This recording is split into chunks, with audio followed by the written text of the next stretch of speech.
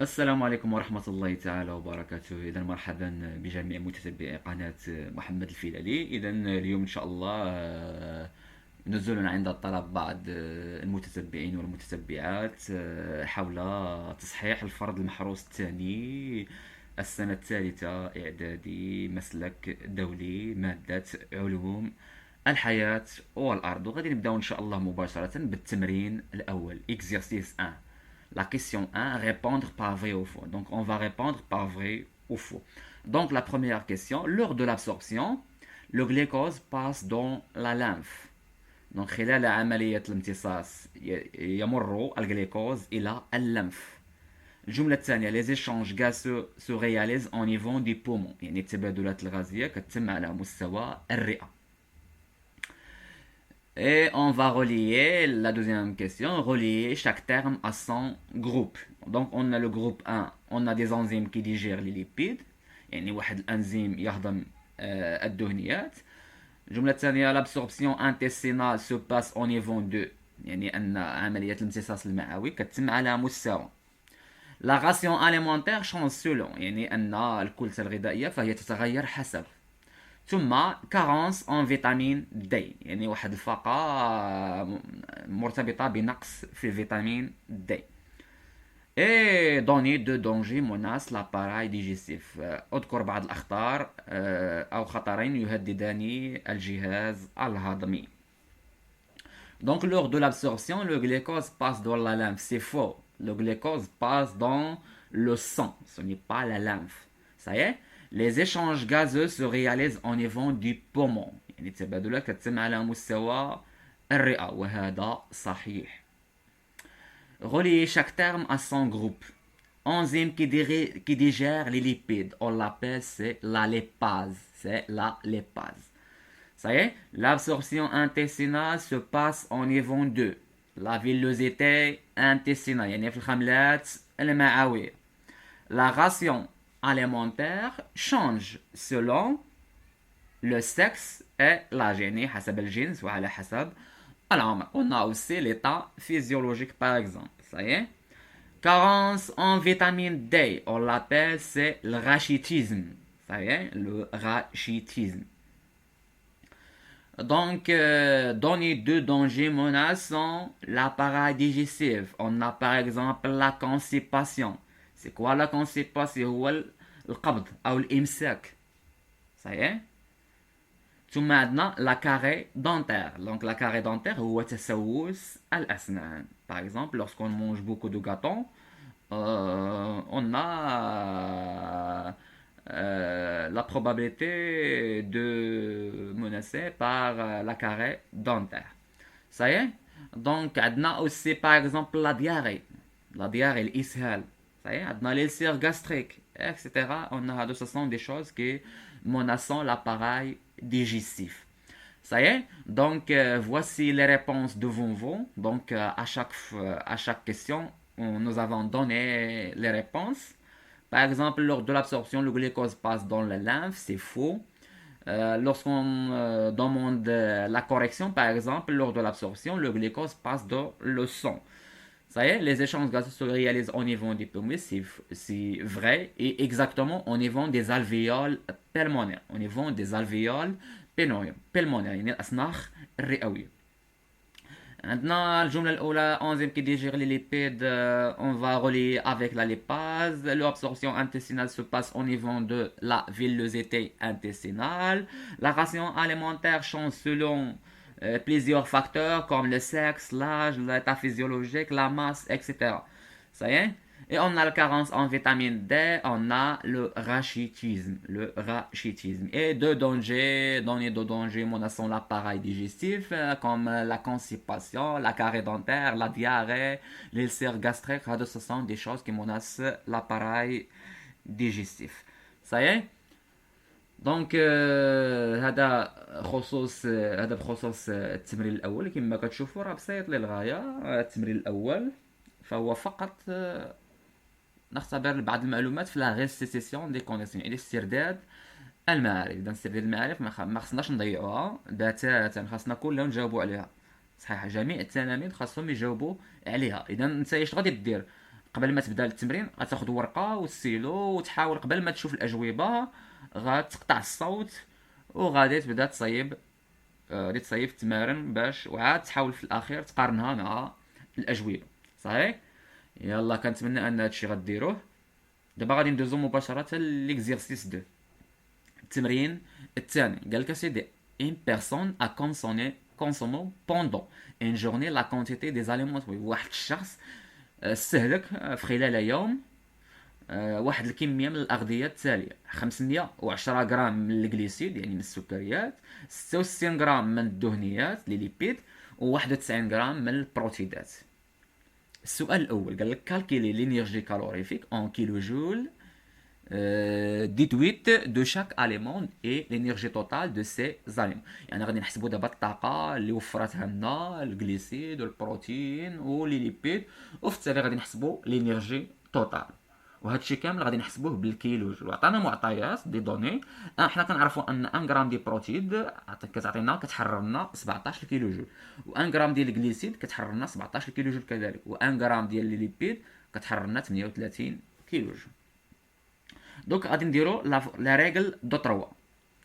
لا ريغل دو 3 العلاقه الثلاثيه. دونك حنا عندنا 1 غرام بالنسبه للجليسيد، عندنا 1 غرام ديال الجليسيد تعطينا 17 كيلو جول. حنا شحال تناول هذا الشخص من الغرام الجليسيد؟ تناول 510، وغادي نديرو سهم مباشره اكس. صافي. اذا اكس كتساوي شنو؟ هي 510 غرام مضروبه في 17 كيلو جول مقسومه على 1 غرام. صافي. غادي نلقاو العدد شحال كيساوي. بالنسبه للبروتين كذلك غادي نضربو 91 في 17 وغادي نلقاو القيمه. بالنسبه لليبيد غادي نضربو 66 ونضربوها في 38 وغادي نلقاو القيمه بالكيلو جول. وفي التالي غادي نحسبوا لينيرجي توتال. غادي نجمعوا الطاقه ديال الجليسيد والطاقه ديال البروتين والطاقه ديال لي ليبيد وغادي نلقاو الطاقه الاجماليه. وفي السؤال الثاني قال لك كومباري لينيرجي كالوريفيك كالكيلي كالكيلي على لينيرجي كالوريفيك كونساي. غادي نحسبوا داك الطاقه اللي لقيناها غادي نقارنوها مع الطاقه الموصى بها اللي كيوصيو بها الخبراء. صافي. وفي السؤال الثالث d'après la question précédente غادي نشوفوا est-ce que l'énergie calorifique issue de la ration alimentaire consommée par la personne est suffisante en غادي نقولوا واش suffisante او non suffisante. غادي فقط نديروا واحد المقارنه ما بين داك الانرجي توتال وما بين الانرجي اللي كينصحوا بها اللي هي 12180 كيلو جول، ونشوفوا واش كافيه ام غير كافيه. دونك شنو حنايا حسبنا الطاقه بالنسبه للجليسيد وبالنسبه للبروتين وبالنسبه للليبيد. لقينا الطاقه بالنسبه للجليسيد ملي ضربنا 510 غرام مضروبه في 17 لقيناها هي 8670 كيلو جول. بالنسبه للبروتين لقينا ملي ضربنا 91 غرام مضروبه في 17 لقيناها هي 1547 كيلو جول. وبالنسبه للليبيد 66 غرام مضروبه في 38 لقيناها هي 2508 غرام. وجمعنا هاد الثلاثه كاملين 8670 كيلو جول زائد 1547 زائد 2508 لقيناها هي كتساوي 12725 كيلو جول. هذه هي الطاقه الاجماليه. صافي. دابا راه كل حاجه عليها نص نقطه بالنسبه للجليسيد بالنسبه للبروتين بالنسبه للليبيد وبالنسبه للانرجي توتال. صافي. دابا غادي نكومباريو هاد الانرجي كالوريفيك. عندنا 12725 غادي نقارنوا داك العدد. هذا هي الانرجي كالوريفيك استيم دو لا راسيو اليمونتير. وعندنا الانرجي كالوريفيك كونسايي هي 12108. يعني ان 12725 مالها اكبر من 12180 كيلو جول. دونك شنو غادي نقولوا؟ ان الانرجي كالوريفيك كالكيلي اللي حسبناها اي سوبيريور ا سيل دو الانرجي كالوريفيك كونساي. يعني 12725 اكبر من 12180 كيلو جول.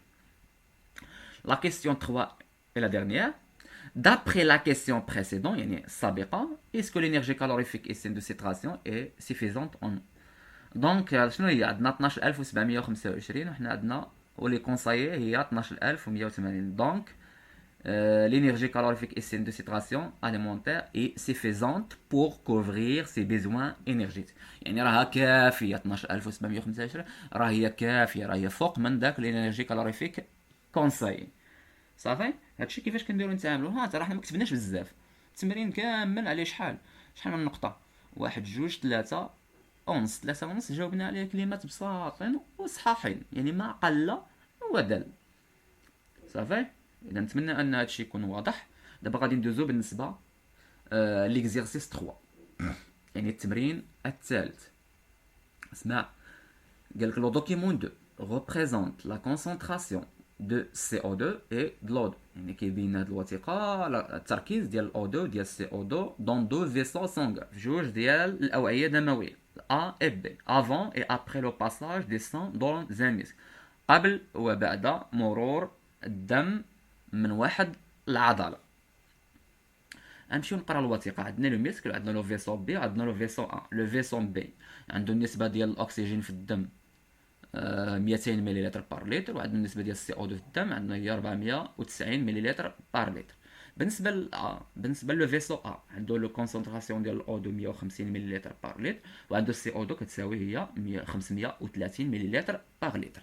السؤال الاول قال كومباري لا كونسونطراسيون ديال الاو 2 دون لي دو فيسون سانغان ا اي بي، يعني نحسبوا شكون اللي كيمتاز بواحد النسبه د الاكسجين كبيره، واش الا ولا بي. دونك عندنا في الأ 200 وعندنا الاخر 150. دونك شنو غادي نقولوا؟ ان النسبه ديال الاكسجين في لو فيسون بي اكبر من لو فيسون ا. في السؤال الثاني قال لك كومباري لا كونسونطراسيون ديال السي او 2، نفس القضيه. دابا نشوفوا السي او 2، السي او 2 في بي شحال هي؟ 490 وفي ا 530. دونك شنو اللي عنده القيمه كبيره؟ هو ا.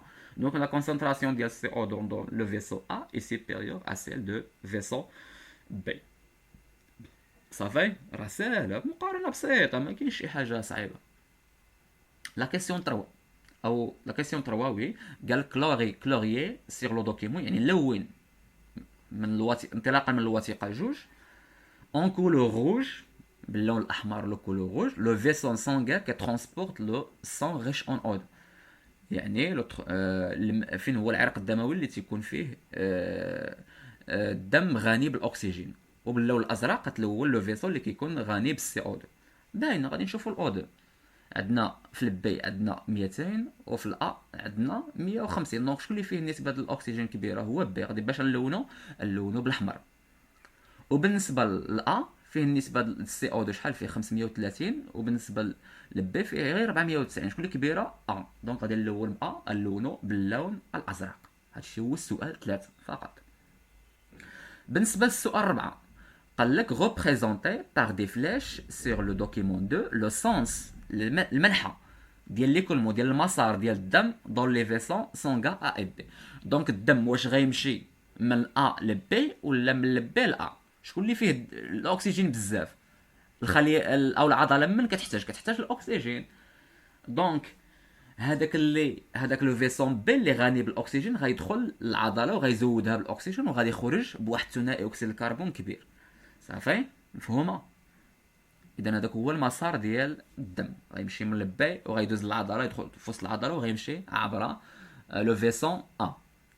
صافي. Donc la cinquième question, le sang transporte des nutriments aux muscles en plus de l'O2 et se produit une réaction chimique. Déterminer le nom et l'importance de cette réaction. دونك حنا كنعرفوا ان الدم كينقل لنا الاكسجين وكينقل معاه مواد القيد بحال الجليكوز اكسيتيرا، لي زاسيد اميني اكسيتيرا.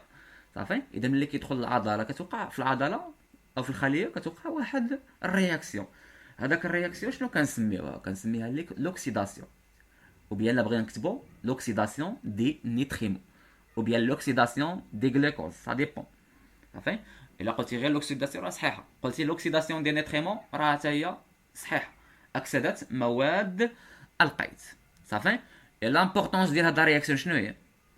l'importance c'est pour fournir l'énergie nécessaire à l'activité cellulaire. هي علاش؟ باش نزودوا الطاقه الضروريه باش تقوم الخليه بواحد الانشطه ديالها، بحال تركيب بروتينات، تركيب هرمونات اكسيتيرا. صحيح. اذا كنتمنى ان هذا الشيء يكون واضح. وصلنا لنهايه هذا الفيديو هذا. كما كنقولوا كنعاودها ديما، اللي ما فهمش شي حاجه يراسلنا في لي كومونتير وان شاء الله غادي نجاوبوه في القريب العاجل. وان شاء الله اللي ما فهمش شي حاجه راه بحال هكذا كيكون الامتحانات المحليه راه تيكون بحال هكا. زيروا راسكم، ما بقاش الوقت بزاف. اذا حاول تستدرك ما تم استدراكه. صافي. اذا كنتمنى مره اخرى ان هادشي يكون واضح وباين، راه يقرا التمرين وعاودو وما يكون غير الخير. صافي، اذا الى اللقاء في فيديو مقبل بحول الله. دمتم في رعاية الله وحفظه، مع السلامة.